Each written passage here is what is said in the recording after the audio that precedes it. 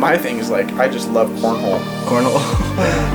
That's actually that was actually another idea that I wanted to talk about for maybe the collab with you, was to do something like that. Like I love cornhole, and there's people put together some pretty cool videos of like, you know, people that play cornhole, and it's just like literally just fucking tossing the bat. You know, there's like nothing like crazy about it, but I think you could do a lot with it if you spun it in the right direction. Oh yeah, for sure.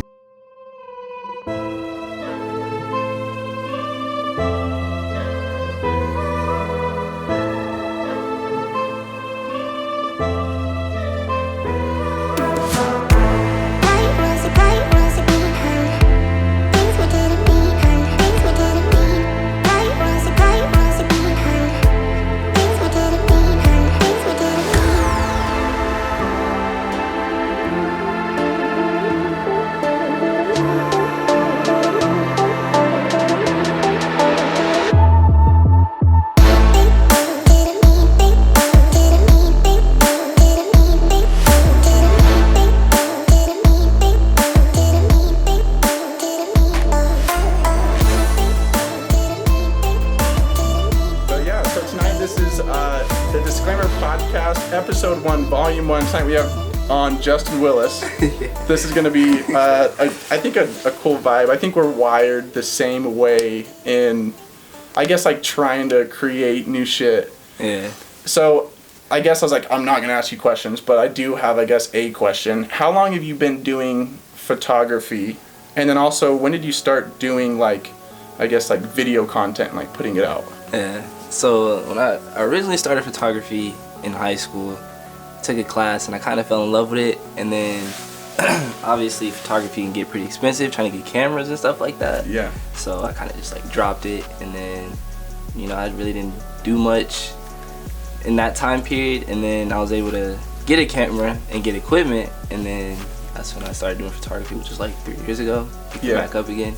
And then I started making videos like my freshman year of college. It started off with like highlights and stuff that I'd make for just like any athlete. Like I made a highlight video for Baker Mayfield.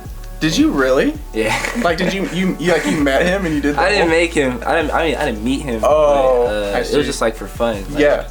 Those highlights. If you type in like Tavon Austin highlights, just stuff like that. Yeah. I just said fuck it, I'll make this, and then I did. It got like 45,000 views on YouTube, and then oh my gosh, kind of did that for a period of time.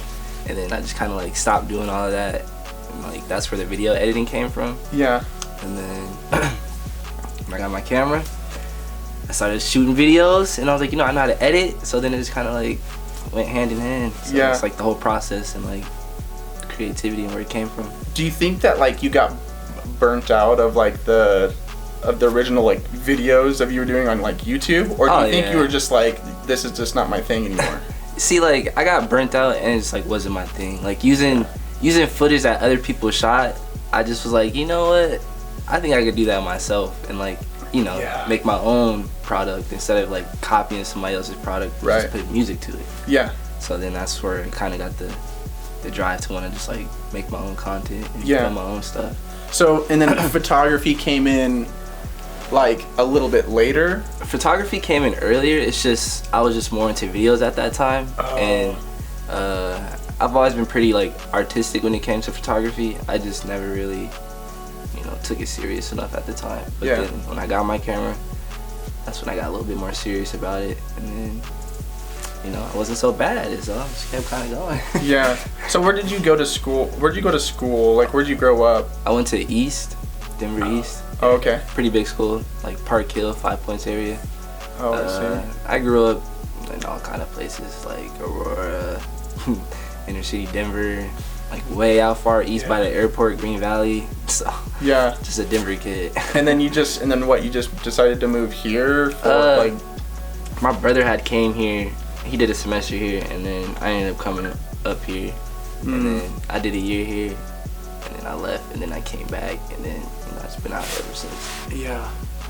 That's cool. No, like a lot of people, they'll move from the Denver area and then they'll be like, whoa, it's actually pretty nice over here because there's like not so many people.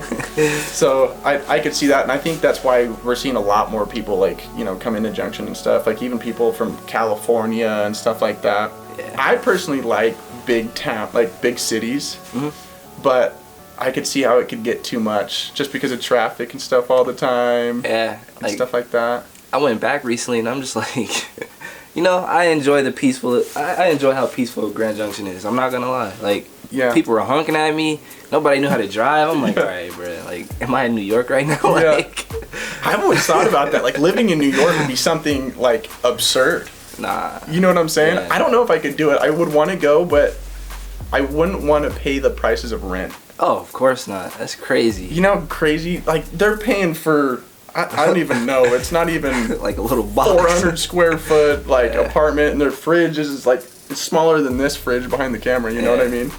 But, yeah, no, that's cool. Like I said, I think we're, like, kind of wired kind of the same way in the fact that, like, we're just trying to, like, put out, like, new content all the time. Mm-hmm. So I wanted to, like, I guess touch base on the, like, burning out to an extent where maybe, have you had, like, months of where you just don't do shit? Oh yeah, like when it came to my videos, like the videos I just started making, I tried a series called Project 7 where I just like make, you know, content for 7 days straight. Right. And like I was pushing myself to like find ideas to make that content, and then I just ended up burning myself out because I just ran out of ideas, and like it just got too much for me. Yeah. So I think keeping the content, like for me, keeping it more simple and then getting to like the more complex ideas. Yeah.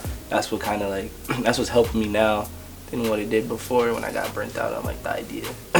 Do you have projects where maybe you shoot a certain type of content, or maybe it probably doesn't happen in photography for you at all, but like maybe just like the videos that you create? Mm-hmm. Do you have stuff like on the back burner where you're like, gosh, I could use this like sometime, but you just you know, you never have used it, or you didn't know what to do with it, type thing? Mm-hmm. Do you have that type of content? I have all kind of stuff. Like I was shooting this basketball event in Denver for forgot dude's name. I don't even remember his name. You know a lot of people. Like I looked at your IG, I was like, damn. Like you do actually know a lot of people. I forgot his name, but I was shooting this basketball event, and I had tons of video and stuff like that, and I was just looking at it like, I don't even know what I can make out of this, but like I made just a little quick clip and then just put it in a post that I had made. And like that's about it. And the rest of the footage is just like sitting on my SD cards or on my laptop. Yeah. And then like when I went to Boulder, I had tons of videos from that, and like I just didn't know what to do with it, so I just left it there. Like it's crazy. It sucks when you have like a specific idea and it maybe it just doesn't work out. Mm-hmm. I ran into that problem a lot just with the podcast and everything. Sometimes I have it kind of in my head of how I want it to look, and then like I'm just like, this did not turn out right. So then I'm like, I have to put it on the back burner or something. I'm like, I have to scratch the idea. I mean, it's part of that. It's kind of like part of that journey of just content creation in general. Yeah. What do you think like makes your content like a little different compared to, or even photography? What makes you different, do you think?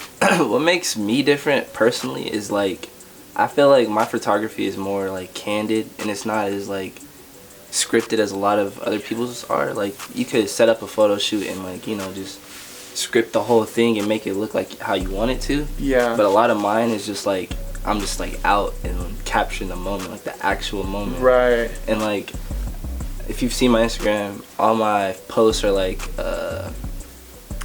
they're assimilated with music, and I feel like I've always kind of liked that theme because people understand like how I'm feeling when I do like take these photos, or like just the environment of, you know, what's going on in the photos. And I think that's important because you know a lot of photos can't capture emotion, so you know the next best thing is music. Dude, you're speaking to me right now. That's all I do. Like anytime I put anything, and you probably even notice, anytime I put anything on my IG story, music attached. Boom. Like it's no question. There's just music. I don't even care if people get annoyed by it, you know what I mean? But I love rap music. I don't really touch a whole lot of country unless it's Morgan Wallen. Yeah. You know what I'm saying? Like I'm going to Country Jam this weekend. I'm not there for the music. Yeah. You know, I'm there to have fun. But yeah, it's one of those things where I've realized like the way you put out content, you just seemed really, even seeing you like when we were at the golf tournament, like you're just laid back, like you're just, it's like you're not even there. I try not to be, Yeah, you're just kind of just like a fly on the wall, and you're just like capturing the moment, which I think is really cool because it's like not a lot of people do that. Like you said, a lot of photographers will be like scripted or like pose like this or do this. You're just kind of like, hey, beat it, walk that way, and then I'll just like kind of follow what you do type of thing. That's how I picture you. Yeah, you know, that's how I am. Like, and I've just like I've been able to like see that type of stuff because I've just taken my camera so many places. Like, I remember I took my camera to this place called Tap 14. It's a bar in Denver. Oh, I think I've been there. It's a little rooftop bar. Yeah. And, like, I would just, like, people would just come up to me like, take a photo, take a photo, take a photo. I'm like, see? Like, that's not fun. Like, yeah. You kind of learn that. And then when you start capturing the moments of them not paying attention, that's when that's when they have their best photos. And, like, they don't even realize it. Yeah. And that's kind of when I started learning a little bit more. But, yeah. Do you bring your camera like everywhere with you? Are you that type of person, or do you like? It depends. Like, I used to do that a lot, but I don't really do it as much anymore. I just don't feel the need to as much. But yeah, it just, you know, depending on the occasion, I might bring it out. But it just attracts a lot of attention. So yeah, that's all. You bring up a good point. It's like anytime you have a camera, it does attract attention. And it's not even that big. It's not even that big of a thing. You know what I'm saying? Like, it's just a lot. And everybody knows what a camera is. So I don't know why everybody's always like. Because, man, people love being in front of the camera. I promise you. Yeah, that is true. I mean, that's what we're doing right now. But it's one of those things. So what do you do outside of photography? Do you work anywhere else? Like, what's So this summer is my first summer actually like freelancing, like just living strictly off of photography. Really? Yeah. And like it was a big decision to make because I was like, you know what, like it's safer just to have a normal job and like, you know, have that instant, you know, flowing income. But I just said like, fuck it, I'm gonna just, you know, just freeball it like. And I've made pretty good money these past couple weeks, so like I didn't think that was gonna happen. But like, you know, you meet people and then you meet more people, and like being a freelance photographer or videographer, you need to know that kind of stuff because then that's how you get your clients and then just stuff like that. Do you ever feel, because this is like personal experience for me, when you do maybe you have like a shoot for photography or somebody wants to shoot something with you, do you get kind of like almost overwhelmed with the experience of just even getting out of your house to do it? It just depends on like what it is. Like whenever someone asks me to like, you know, do a photo shoot with them, like they tend to always show me what they want done. Yeah. But like they don't understand like, okay, what you see, what I have already done is like, that's my art. Like you're showing me someone else's art, so like it kind of makes me second guess having to like go out and take the photos, because like if it doesn't look how it looks for, you know, what they wanted, then it's like oh, why did I do that? But like hire me for my art and like what you see that I've done, not what you see someone else done. Like, and that's kind of like the whole thing of like me like wanting to actually actively go out and do something for somebody, and like when I'm hesitant and when I'm not hesitant. But that answers your question. No, it does. My thing is, I feel like, I don't know, maybe I'm just being a bitch or something. I don't know. I don't even know how to explain it. But like, and maybe I've just kind of grown to learn about myself that I have a little more anxiety of meeting new people or having, it's almost like a to-do list, right? Yeah. And it's like, if I don't complete it, then I have this like overwhelming, like, but if I don't do it, then I'll have this overwhelming like feeling like still. Lose-lose. Right? Yeah, I have that same like feel and like vibe about it.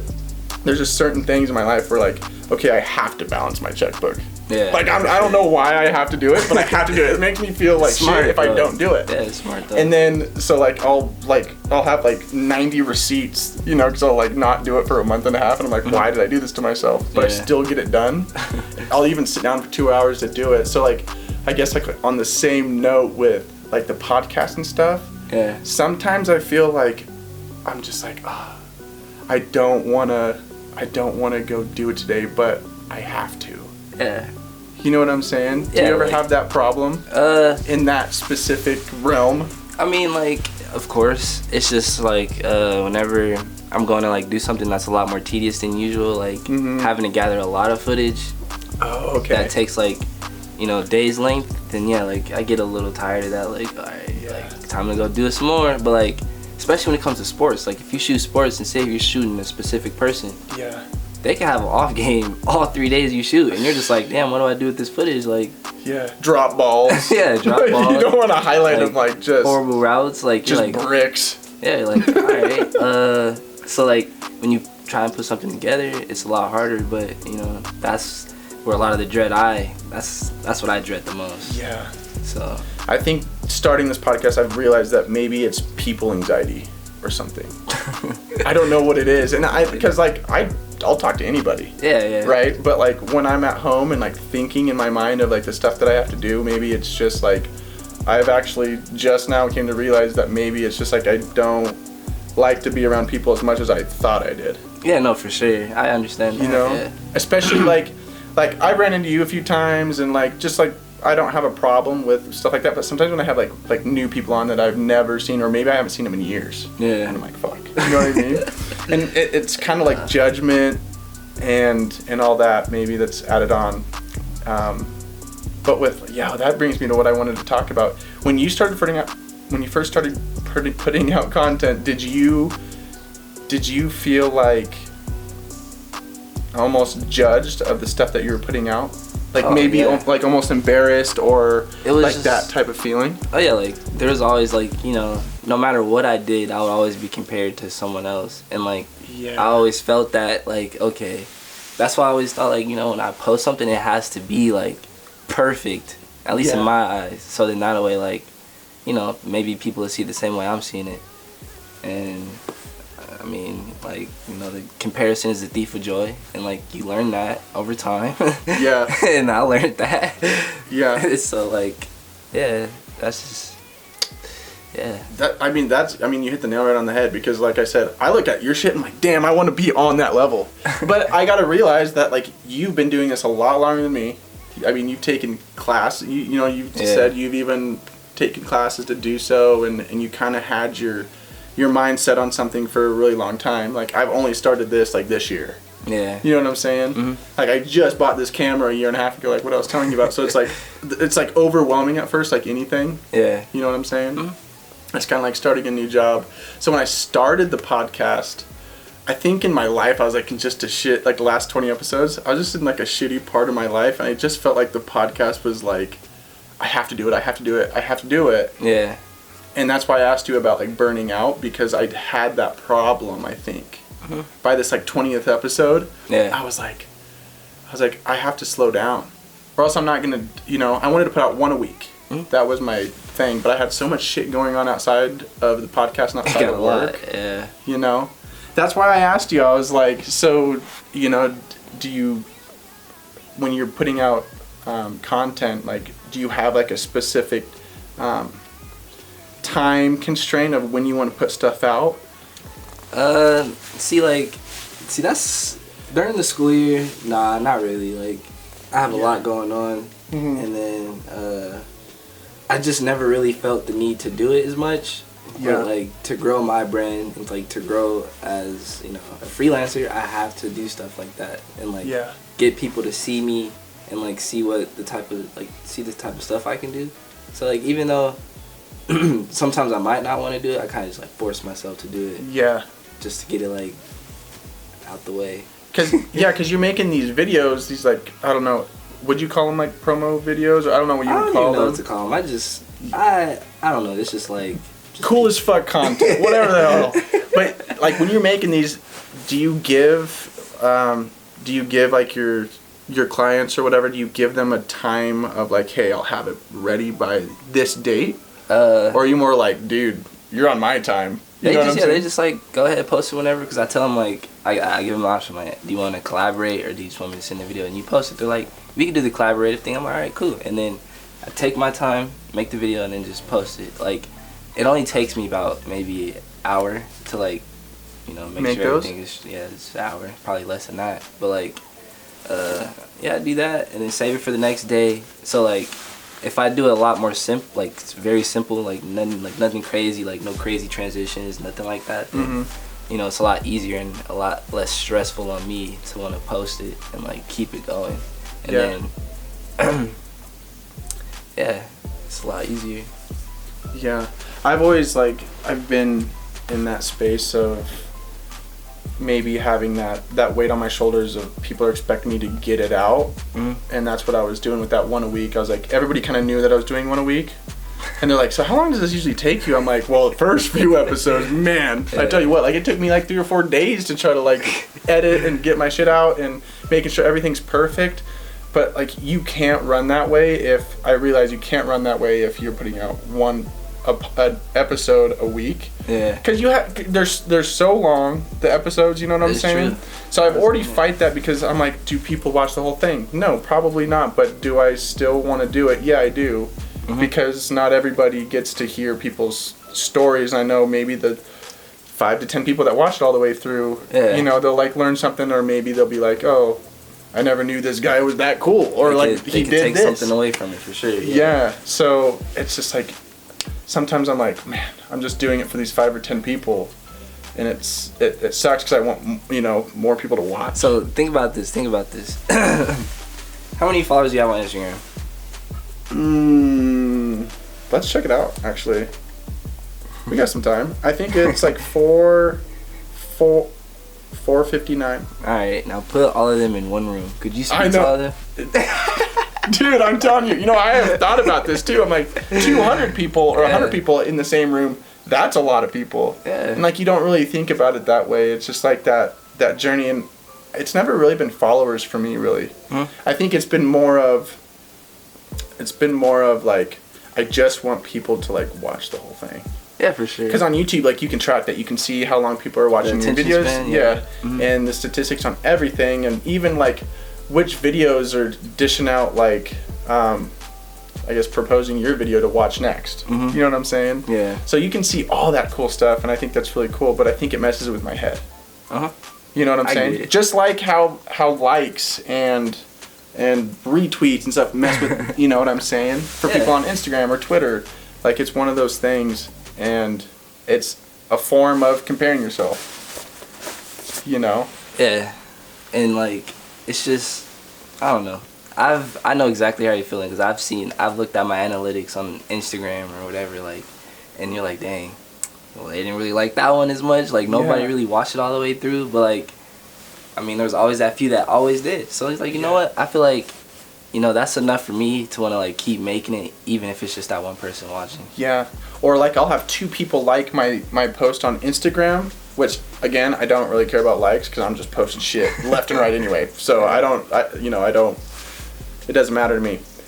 But then you click on the video and you can see viewed. And it's 675 people viewed it. So people are seeing it. Yeah. Regardless if they're touching the like button or not, it doesn't really matter to me. But I'm it's all about just trying to figure out I think in content creation your pace. Yeah. Without burning out, without the judge outside of everything else, and anytime I put out content I feel embarrassed. You know what I'm saying? Yeah. Because everybody just doesn't do it like this. You know what I'm saying? Or photography and the shit that you put out, people don't go to that tier. It's just they'll take a picture of the sun on the beach and they'll post it on Instagram. Yeah, and they'll put a caption and try to get 700 likes. A couple hashtags. Yeah. A couple hashtags in there. So it's not to the exact extent as we're going. So I've always thought about it like that. The other thing I did want to get into was what, besides photography and content creation, what do you do on your off time? What is some of the things that you like to do and enjoy? Honestly, I just traveling, going to do things. Me and my boy Josh, we've been going on hikes I weekday, and I just been out there in the wild for real. Yeah. I used to play sports all the time. I was in this competitive flag football league for a couple years. Oh, really? Yeah, it's called the PF3. They're having a tournament coming up pretty soon called the Best of the Best, and all the best flag football teams in the nation come and compete. I never did it. Yeah. I could never do it, but I feel there's some dogs out there probably that can play. Oh yeah, there's some dogs for sure. A lot of D1 athletes who didn't go pro play in that. Oh yeah. So it was pretty fun experience, and then I played frisbee for a little bit. I made it to this little all-star game after the season. That was pretty fun. Is that like frisbee as in like team versus team? Yeah, ultimate frisbee. Ultimate frisbee. Almost Yeah, that's what it's called. I was like, I can't remember the name of that game. Yeah, that's pretty cool. Like, I mean, our team was trash at Mesa, but yeah, I enjoyed it. I was a star player. Did you ever do club shit? Oh yeah, that was a club sport. Oh, that was a club sport with the frisbee? Yeah, so we traveled. We went to Idaho. We were supposed to go to Oklahoma, and we played D1 schools because I guess that's just where we are. Yeah. Our rivals were like Boulder. We played Boulder, and they had probably top 3 team in the nation at the time we played. Oh shit. So yeah, they demolished. It was like 12-0. Yeah. That's cool though. My thing is like I just love cornhole. Cornhole. Yeah. That's actually that was actually another idea that I wanted to talk about for maybe the collab with you, was to do something like that. Like I love cornhole. Mm-hmm. And there's people put together some pretty cool videos of like, you know, people that play cornhole, and it's just like literally just fucking tossing the bat. You know, there's like nothing like crazy about it, but I think you could do a lot with it if you spun it in the right direction. Oh yeah, for sure. Cornhole is. I'm not good at it. But, yeah. You know, when I watch people who are good at it, they're just four baggers. Yeah, like just in there. I'm like, okay. You're like, whoa. I don't know how you doing. I'm barely hitting the board. Yeah, the damn board. Yeah. It's one of those ball. things. If you played enough, I figured out you can teach anybody how to play cornhole if you get them, 1, to like it and want to play it, but 2, I could probably teach you how to play cornhole like the right way and throw it correctly and be fairly accurate, probably within like a span of 7 to 10 games. If me and you just sat there and just threw 7 to 10 games and I just taught you how to do it, yeah. Once you get it down, then it's fun, because then you can start playing against people, and then it's like competitive. Yeah, see, and that's when it gets fun, is when you can. I want to get a little better at cornhole and beer dye. I want to get better at that. Brandon tried to teach me, but he tried to teach me that day that we were all there. Yeah, or a couple days. It was like a month before we had this darty, and he was trying to teach me how to play it before. Oh. And I was struggling. Yeah. I couldn't even hit the table. Like I made it in the cup I made it in both cups on our side. Like on your side. Yeah. Yeah. Did it 2 times in a row. Like whoop in there, whoop in there. I was like, okay. Yeah. I'm good. Like I'll just stick to pawn. Like. Yeah, but beer dye's funny because depending on who you play with, the rules are always different. Yeah. That's what I've learned, and I've only played it probably 3 times in my life. Really? But all 3 of those times, depending who I was playing with, they had different rules. And so like on the table, you know how they'll paint like different logos and shit. Yeah. So I played with a group one time that if the dice hits obviously on their side after you throw it, but if it lands on one of those logos, it also meant something. Oh wow. Yeah. Like it meant like you have to like chug the beer, or you know you have to do whatever it may be. And then like with Brandon, he was like, yeah, if you hit a 6, that's the death number, whatever the hell they called it. Yeah, I was like, well, I haven't never heard that rule before. You know what I mean? Nobody was ever paying attention to like what number it landed on. Yeah. And then I think the field goal thing is kind of carried on through all of the people I played with, but. Yeah, that's a fun game that I do want to start probably playing a little more too. They have tournaments for it all the time. Do they really? Yeah, at least. Although, like I know some of the dudes in the basketball team, they won like this little beer dye tournament. It's that big? I guess out here they like playing it. Wow, I didn't know they. Yeah. I did not know they even did tournaments for it. That seemed like something that I wouldn't even like fathom. You know what I'm saying? They was going crazy, and I'm just like watching. Like they would go ham at it for hours. I'm just like, yeah, I can't throw dice for that long. It's not that fun of a game. You know what I'm saying? I'm like, that's crazy. But I guess I do throw a cornhole bag back and forth, so it's the same difference. I just drink while I do it. They drink a part of the game. Yeah. You know. Yeah.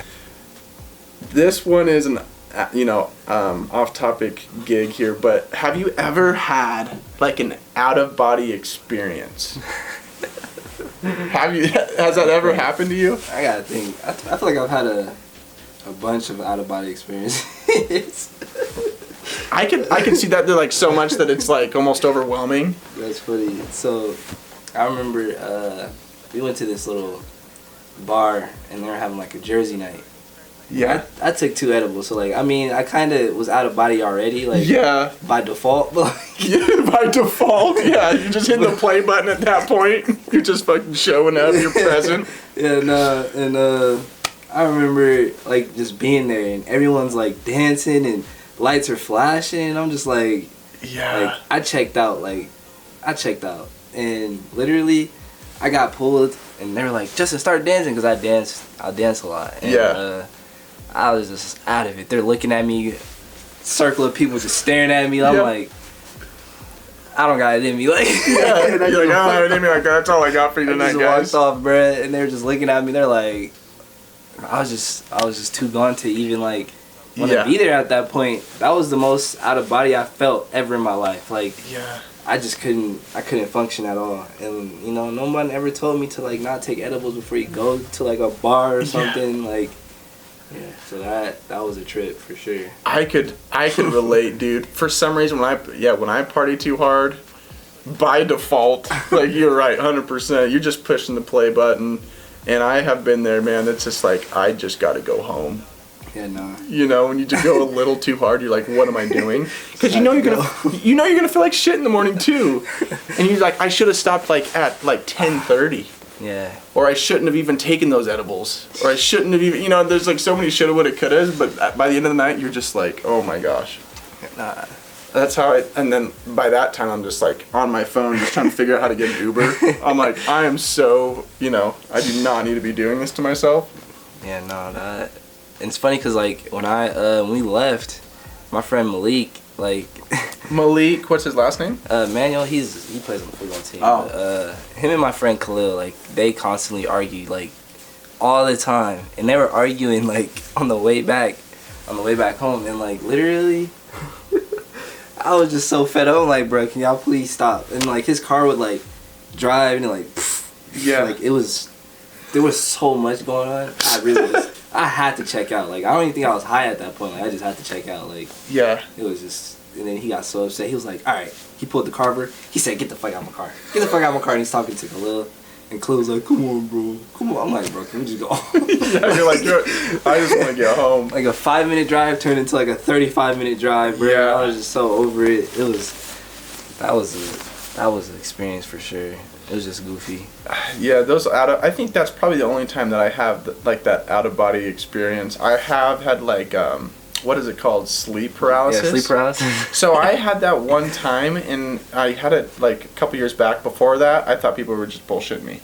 That's pretty real. I thought I was like, there's no way that this ever happens to anybody. Like that's the dumbest shit. It's like people like that believe in ghosts. I don't believe in ghosts. You may, so don't take offense to that. But like I don't believe in ghosts, and I've never had an experience or anything like that. So I'm like, this is bullshit, whatever.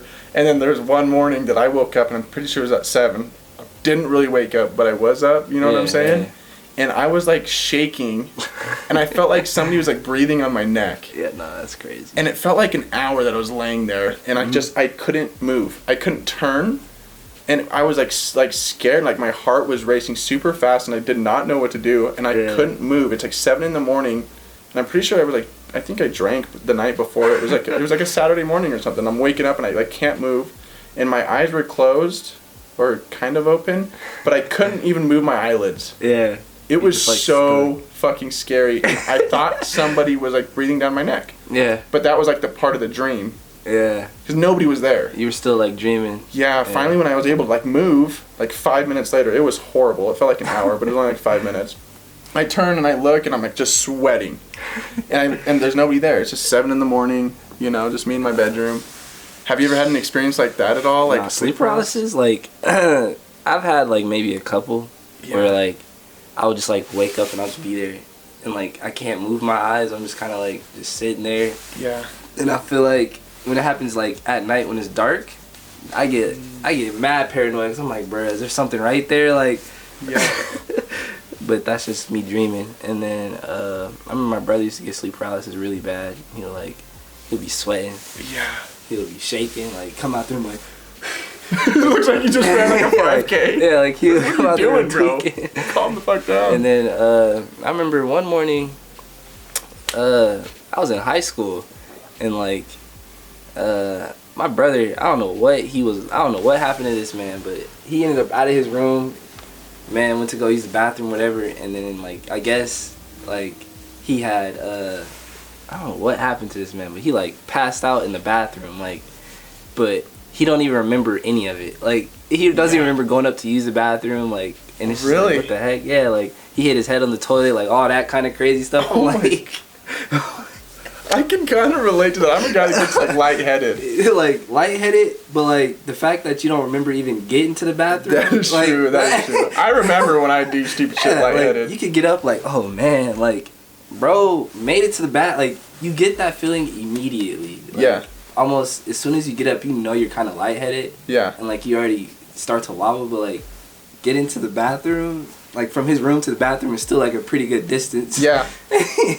So like, for that to happen, I was like, yeah, I don't know what happened to him, like what took over, but yeah, that's crazy. Yeah.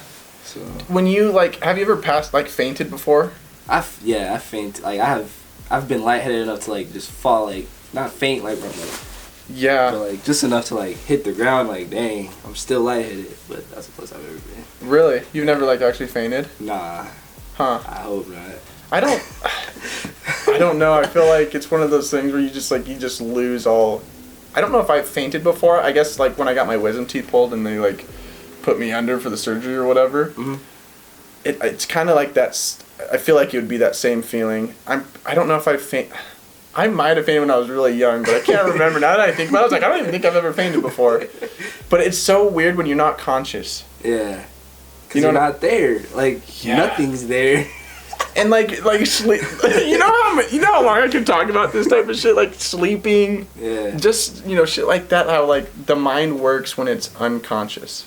Yeah, nah, it's weird. Like, you're literally not checked in. Yeah. Like, nothing is checked in. I've had realistic dreams where I woke up and I thought it actually happened.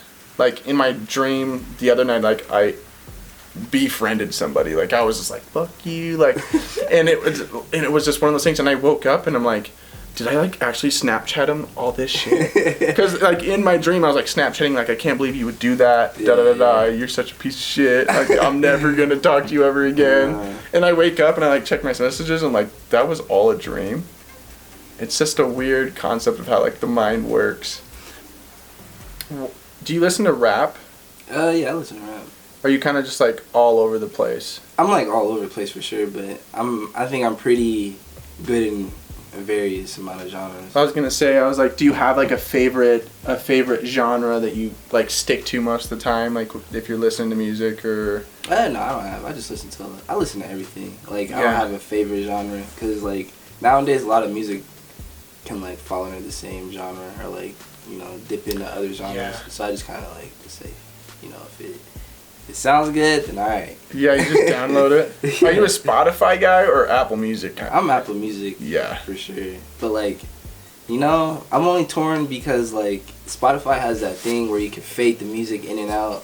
So like if you were to like be on aux at a party, it'd give you a little bit of advantage. Being able to fade music, and if you're good like with if you have a good playlist that mixes well, they're gonna be like, bruh, like who's on aux right now? Wait, like, you said that's on on Spotify? Yeah, you can fade your music in and out. I didn't know that you could do that. I don't even think I've experienced being around people that have done it. Yeah, see, my friend Marquez, he's a DJ, and he taught like he showed me that, and like, for people who want to be on aux or like get into that type of stuff, having Spotify and learning how to fade the right music in and out, like simple like that that's a big thing. It is a big thing. Yeah. And that's why I was like, see. And I have playlists where I have songs that are like, they fade into each other perfect, but like there's that little gap that just fucks it up. Yeah, so, that's true. It's just like, somebody fucking calls. It don't sound as good. Yeah, like it just don't sound as good. So like, having that ability to fade stuff is nice. Yeah. But Spotify's still whack. Like. Yeah, fuck Spotify. That's how I am too. Now that you brought up the whole DJ thing, I was like, when you were talking about it, I was like, what's funny is like, if I didn't do like a podcast or something, I could definitely see myself learning how to be a DJ. It looks fun. It looks really fun. Yeah. It's one of those things that it's not the first thing you would ever think of to make money. Oh yeah, nah. You know what I'm saying? Yeah. But you could probably make if you got good at it, you could probably make a killing. Oh no, you can make make a lot. Yeah, start off like, go to big events, or if you got the right hookup with like a up and coming artist or something, and you're like, you're out there, before they come out or whatever. That would be fun. That would be fun. It's like an art form. It is, for sure. Like, if you know what you're doing, yeah, and you have your own style, like, I'm telling you, when you find your own style, no one can take that away from you because you found that on your own, and it is yours to keep. Have you seen those? Have you seen those TikToks of like these beats drop into like nearly just anything, and they'll take like a snippet out of like The Office. Yeah. Or something, or like Beetlejuice, or like something, and Yeah, they like wait for like, it, and like or like Theo Von, and he says something really fucking stupid, and they like the beat drops. Yeah. All the time, I think about how funny that shit is, but at the same time, how smart it is because they're kind of making their own. Yeah, it works. Yeah, their own wave as a DJ. I never would have thought this works, but it does. And people love it. Like there's like they have like millions of likes and views. You know what I'm saying? Those Instagram reels that those big like parody accounts are, that make you just fucking lose all your marbles. That's where I'm at with some of those. I'm like, damn, like it's so stupid and funny, but it's creative as hell. That is true. And I wish I could be that outside of the box. You know what I'm saying? Sometimes. Yeah. So since we're talking about like music, in a sense, and like creativity, how do you feel about like AI and and that like on the music scene, or like even in the the artist scene? Like, how do you feel about that? Like, do you think that's gonna affect people in a way that's gonna like progress our creativity negatively, or like it could actually be more helpful to like our creativity? I can see both ways. Both ways. I can see both ways.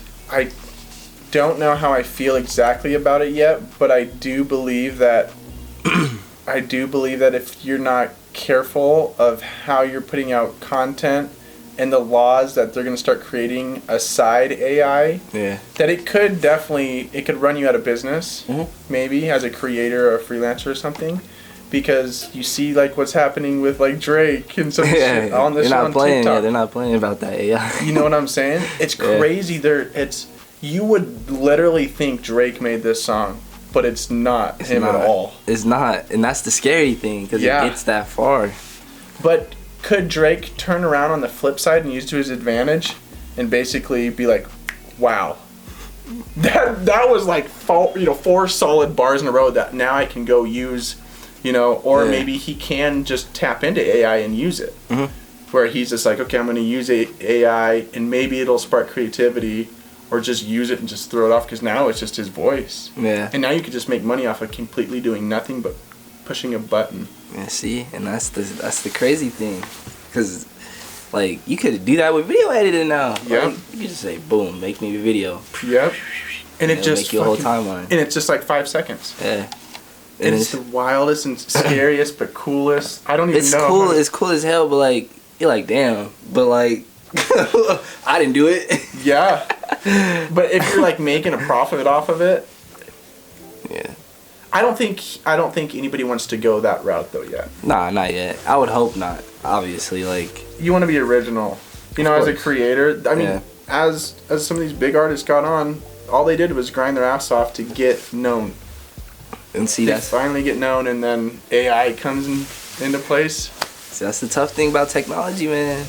Yeah, people say like if you're gonna make your money in technology, you better like bust your ass like the next 10 years, because if not, you probably won't make very much because people are gonna get so creative with AI and some of this new technology that it's just gonna wash you out. Yeah, just come, it will pass you. It will pass you by so fast. Yeah. Now, do I think that they may start making laws to kind of guide it? Yeah. I think so. They're probably gonna have to. They're gonna have to. It's kind of like the same thing with like cryptocurrency. Like, the government didn't think that it was really gonna be a thing, and then everybody put value on something. On NFTs, Bitcoin or bro. Ethereum. Yeah, NFTs. Trash. The worst idea ever. You don't like them? I'm not gonna be the guy to say it. I'm not gonna be. Well, NFTs. I will be the guy to say it. I have bought 7 NFTs. Really? I own 7 NFTs. That shit is hilarious. Cause I mean, it depends on what kind of NFT it is. Like, I know the NBA has their NFTs where it's like, you can buy those like specific moments like that happen in the NBA. Okay, but like, they post these NFTs on Instagram. Like, all right, purchase it. I'll just screenshot the motherfucker. Like, yeah. if I think it's cool. Yeah, 100%. Like that is a part of it. I think what happened with NFTs is what they're doing is they're putting value into it differently. You own it. You can go to certain events. They use it as almost a ticket. Okay, yeah. See, if they did that, I'd understand that. Yeah. So that's what most of them do now. Like they'll be like, if you buy this NFT, we'll send you a one-of-one different NFT. You know, maybe here in 5 months, you can get into an event that we put on every year, but you can't be in the event if you do not own the NFT.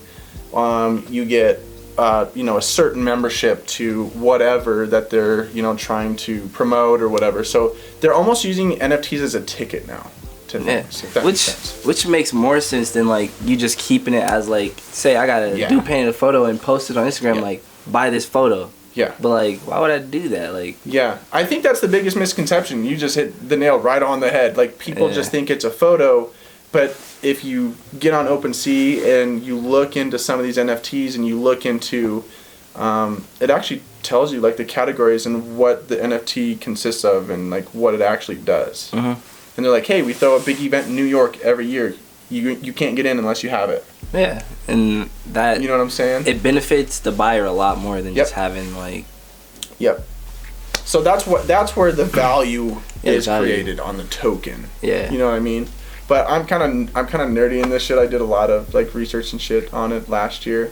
Like I said, I have a few, but I'm just like more of like I just have a few to hold on to just to see what happens. Yeah. You know what I'm saying? Have you seen like anything like fluctuate like? I mean, everything is down right now. Everything. Like the NFTs I bought, way down in value since I bought them, 100%. But so is crypto. But so is stocks. Yeah. So is bonds. Everything, like everything's down. But it could flip, just like GameStop, bruh. Yeah, exactly. And it's just like the housing market or any other asset. Yeah. Like people don't understand. They're like, oh my gosh, you spent $500 on this and now it's worth $100. It's like, well, yeah, but here in 5 years when it takes off again, then it's going to be a different story, but people don't see that far ahead. Yeah, no, and it's like I collect basketball cards. Like my dad actually gave me his collection from when he started, and like it's massive, and it's just like, I mean, shit probably not worth anything, but like I think the value of it, like I know it coming actually from like the 80s and 90s, like it has a lot more value to me in that sense, but like.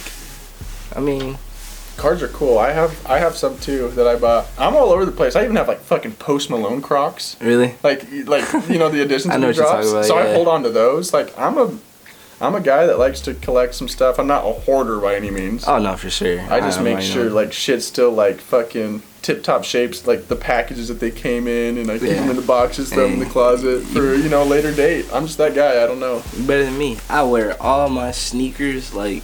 I remember we used to buy collectibles like these football statues when we were younger. I'll take them out the box and play with them like they're toys. Yeah. Like, they were not toys. Yeah, that is true. Yeah. Or like I even still have like NASCAR boxes with the little NASCAR cars. And some of those are going for like hella money. I don't think I have any worth anything, but every sport has their little memorabilia, Yeah, it's true, man. And if you run across the right card, sometimes you can win pretty big. If you're opening them up, though. People will just sell the packages because they're like, most of the time there's nothing in them, but it's one of those things.